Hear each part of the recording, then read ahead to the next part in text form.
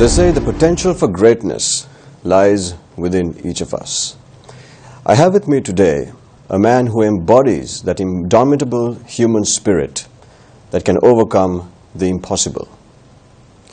It is a great pleasure and honor for us to have the 11th President of India, Dr. Abdul Kalam, with us here today.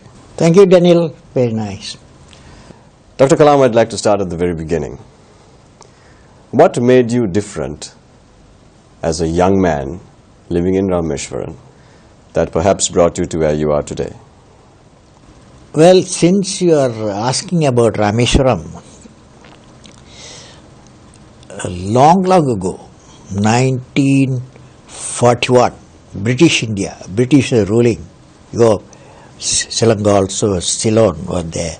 They were ruling and ruling India also. So I was studying in a primary school, a small thatched school in British India. I was in 5th class, that is 10-year boy. And that's a great teacher. Of course, number of teachers were there. One teacher I consider is my mentor. His name is Subramania Iyer, 1941. 5th class teacher. He will come to class. When he comes to the class, he was radiating knowledge because he's a scholar in Sanskrit, in Tamil, and a great teacher in science. And he was radiating purity of life as a teacher because he's a Gandhian. And purity in life I can see in him. So as a 10-year boy, he was my role model. Beautiful role model for knowledge and purity of life. Your teacher, I'm sure, inspired you, but there must have been a quality within you that made you rise up above the rest. Can you talk to me about that, Dr. Kalam? For me, one person, as I already told you, Subramania Iyer.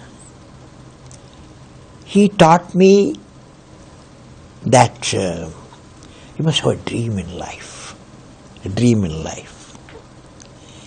Then my parents, they taught me there is not a dream alone sufficient. You have to acquire knowledge. Acquire the knowledge. And then I worked under one Professor Brahmprakash. He was my I worked with him, and he taught me that you have to do the hard work. When people were sleeping, you must be gathering knowledge and output action.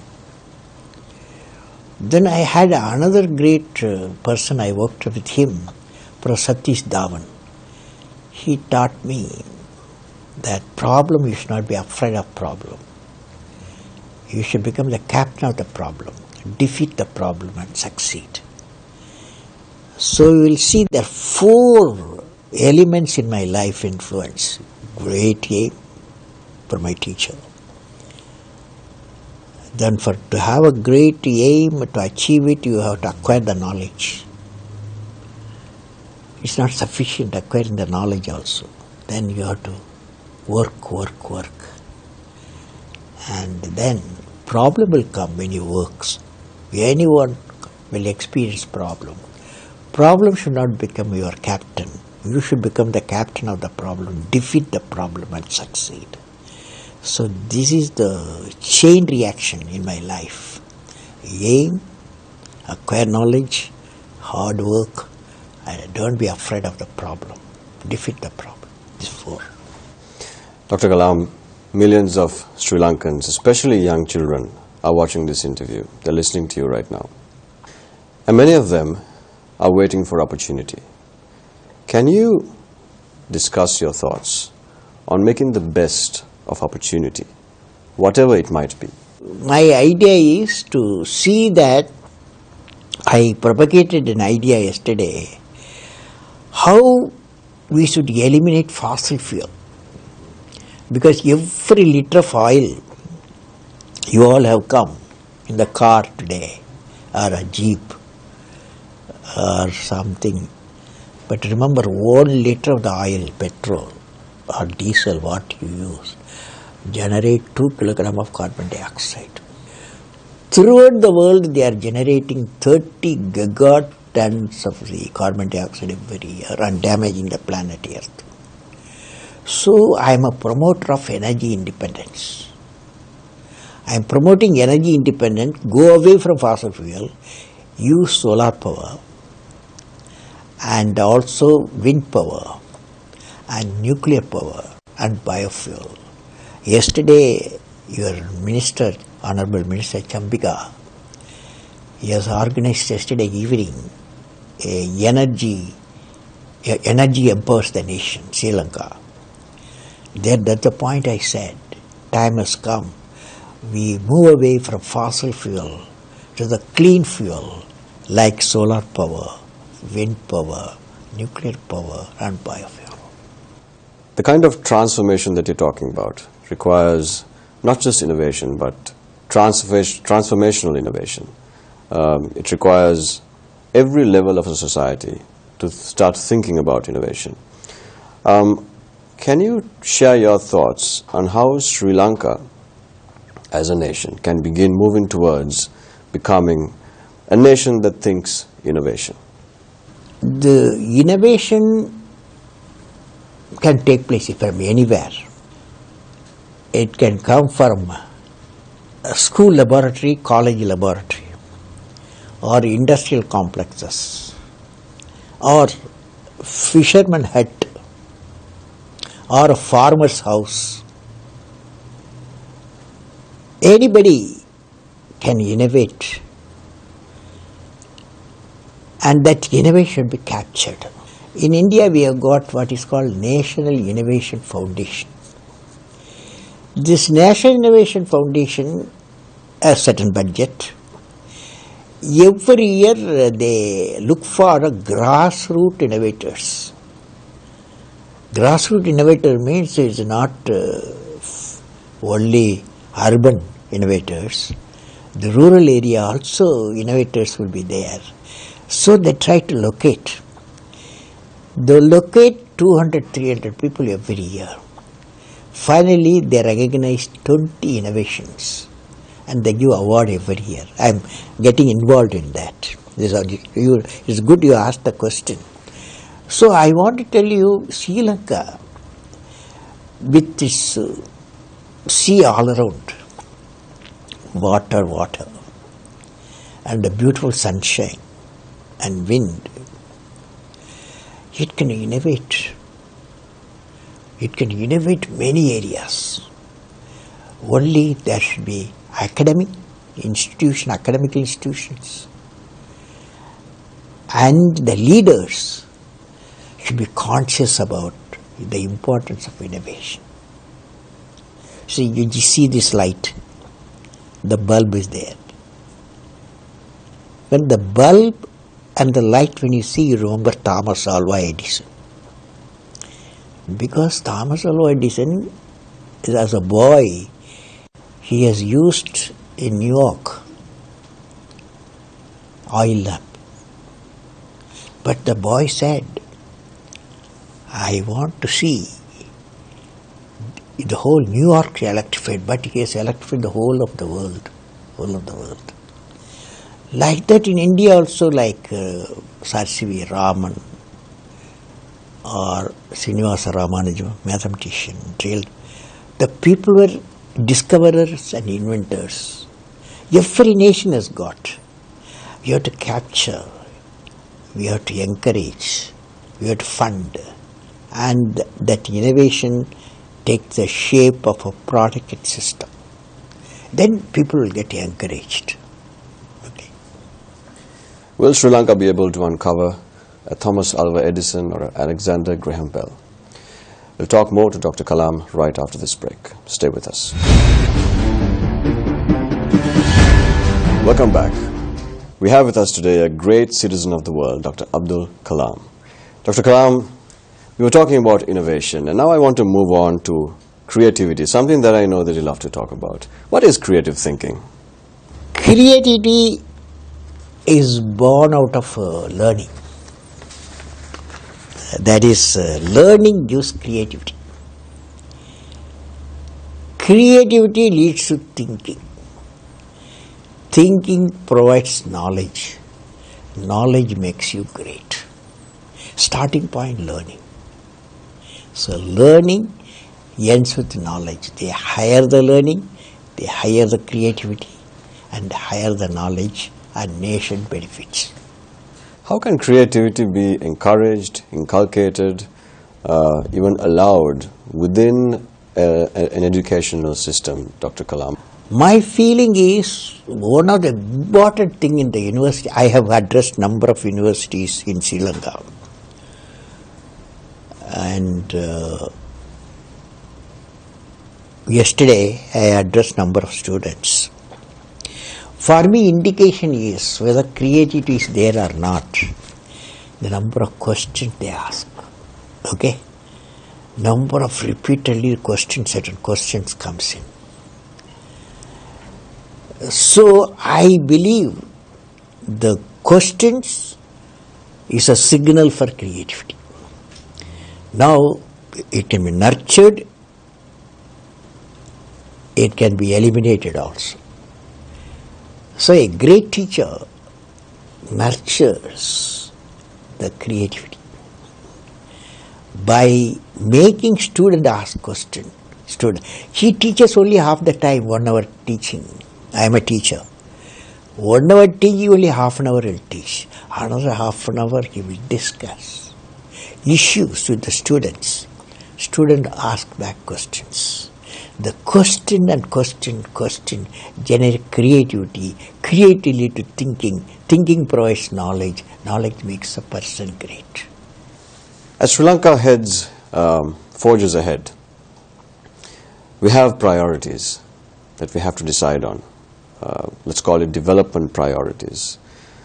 Dr. Kalam, in your opinion, what should be the development priorities of a nation like Sri Lanka in the stage it is today? See, yesterday I have met Sri Lanka President and also Prime Minister and the Energy Minister. I met at different timing.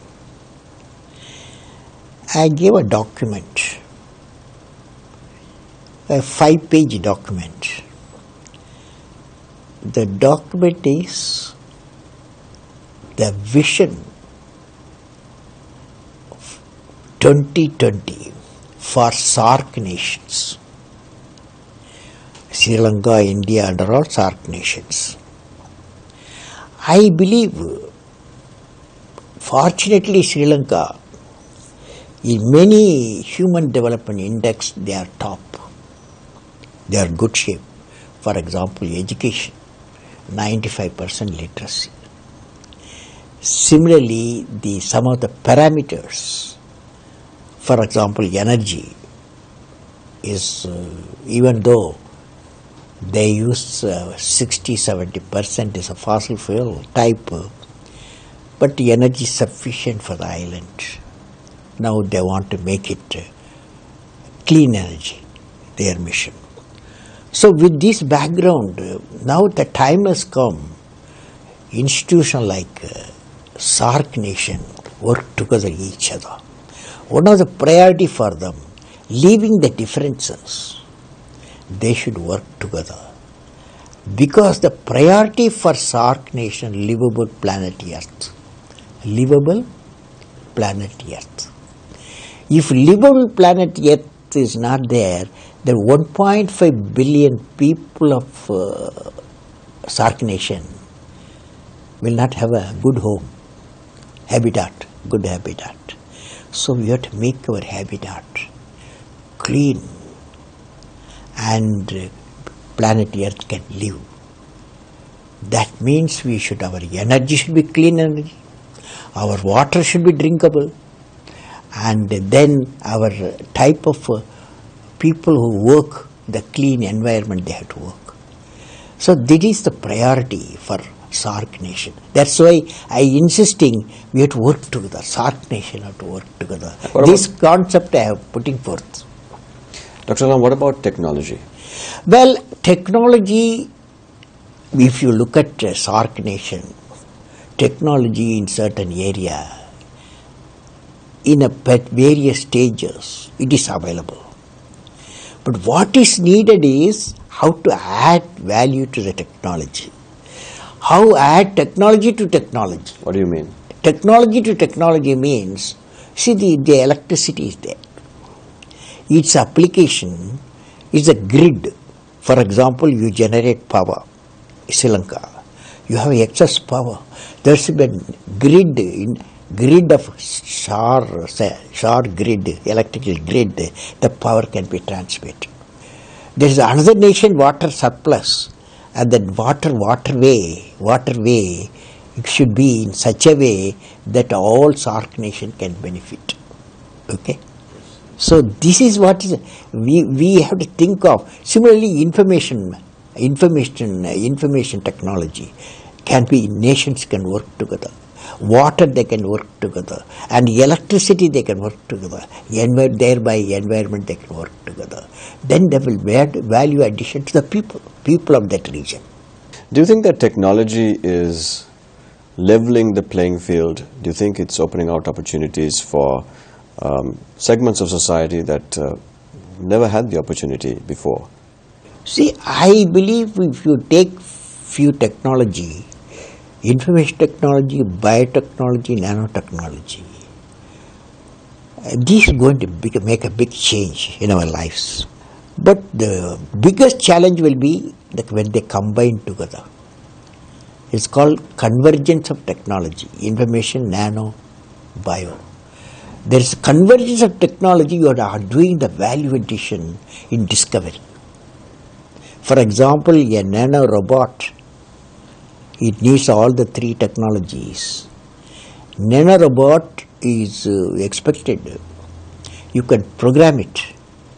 Once you inject in the body using the three technology, it tries to locate where is the cancerous cell and it treats the cancer cell or any other diseased cell. And then it gets digested because it's DNA based. The robot is a DNA, nanorobot is a DNA based. Three technology involved there, bio, nano, info. So you find the new dimension going to come. Sri Lanka may have information technology, India may have, or some other country may biotechnology. Some other country will have a nanotechnology, nano, info, they have to combine. The convergence of technology, is this the new benchmark for Sri Lanka? We'll talk more to Dr. Kalam right after this break. Stay with us.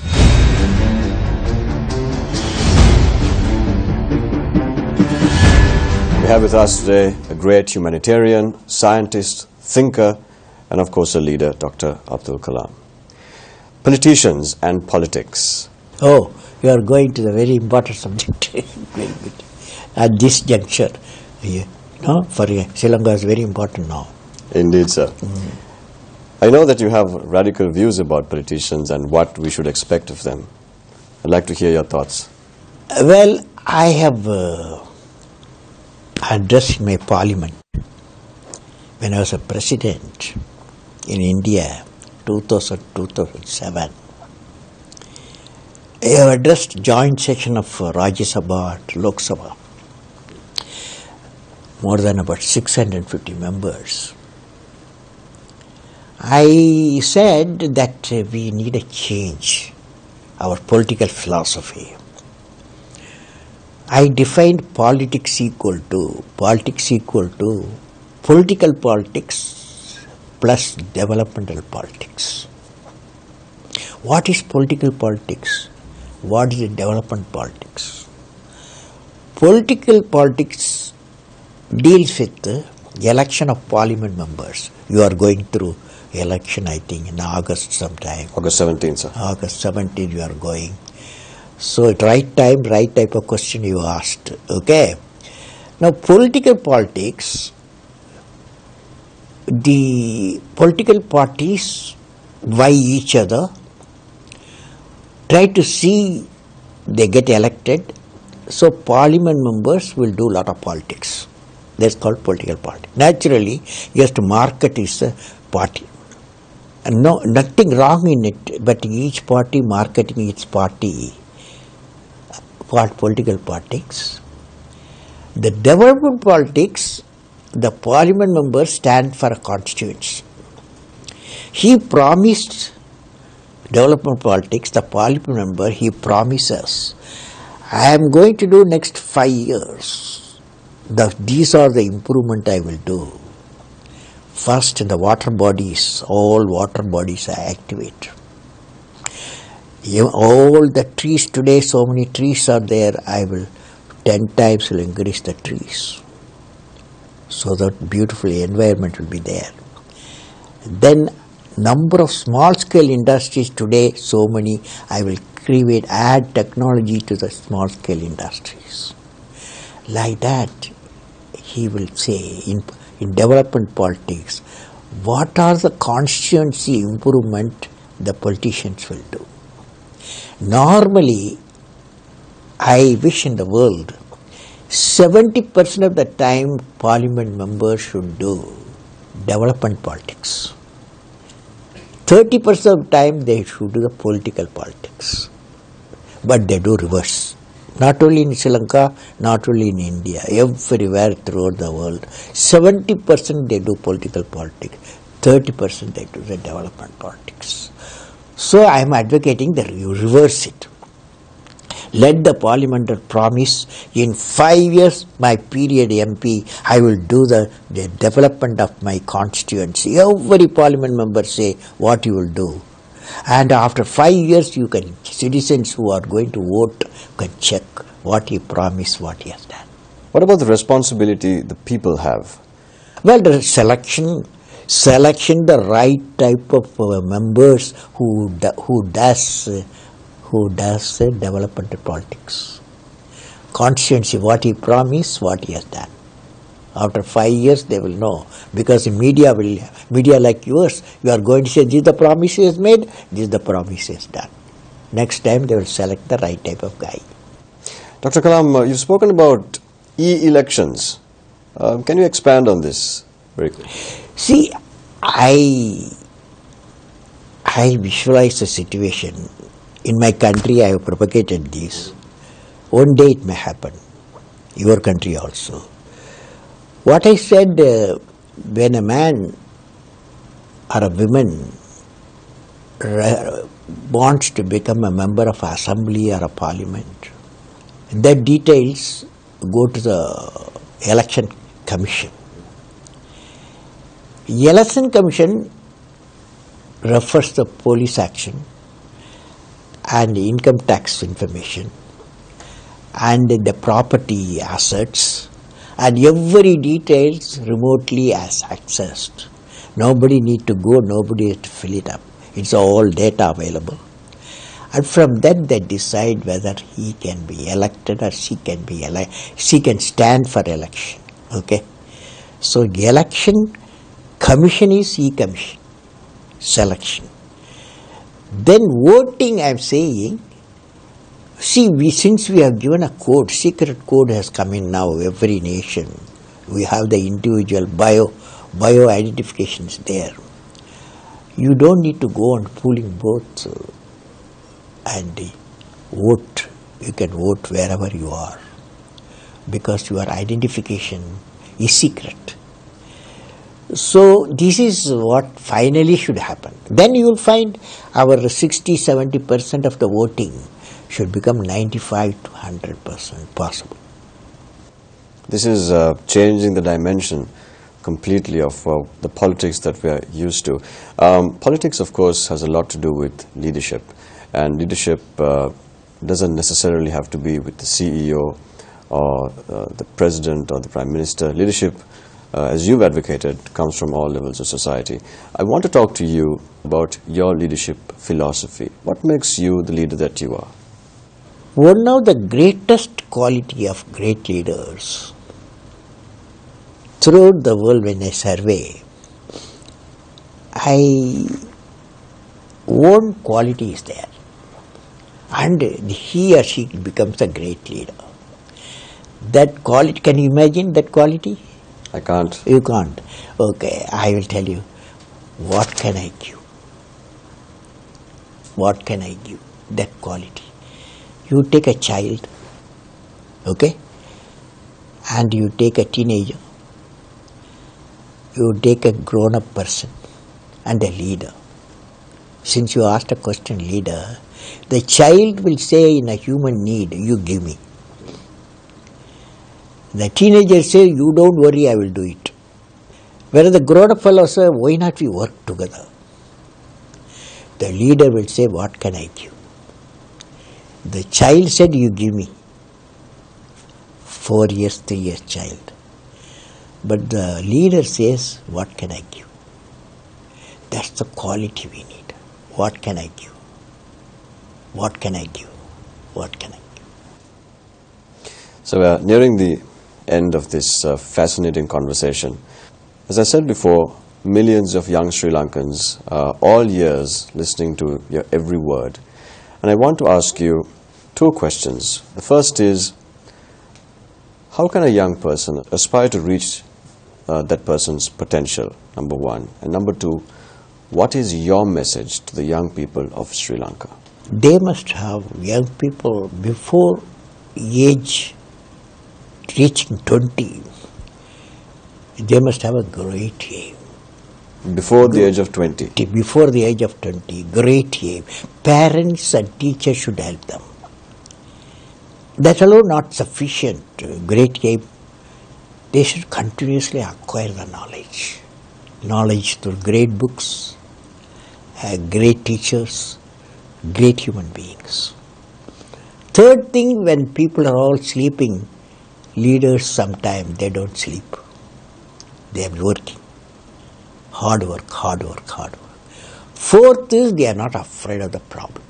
They defeat the problem and succeed. Okay? So these are the 4 qualities I suggest my young friends in Sri Lanka yesterday. India also I suggest. The message what can I give? It's not my message. A message of a great poet, a thinker of Rumi. Rumi, 13th century man. I have modified for Sri Lanka youth. Okay? The message goes like that. A young boy or a girl of 15 years or yesterday they took a vow at Colombo, young people. The vow is, I will fly and fly. How? How? Then I gave how it should be done. They repeated a oath, all young people yesterday. Oath is, I am born with potential. I am born with goodness and trust. I am born with ideas and dreams. I am born with greatness. I am born with confidence. I am born with courage. I will defeat the problem and succeed. I am born with wings. So, I am not meant for crawling. I have wings. I will fly and fly and fly. Dr. Kalam, I'm sure I speak certainly for News First and for all Sri Lankans when I say it's been an absolute honor and a pleasure and a privilege to have you here with us. I certainly hope that we get this opportunity to have you here in Sri Lanka once again. They say there can be no greatness without simplicity, truth, and boldness. And that was certainly apparent in our discussion with Dr. Abdul Kalam. Thank you for watching.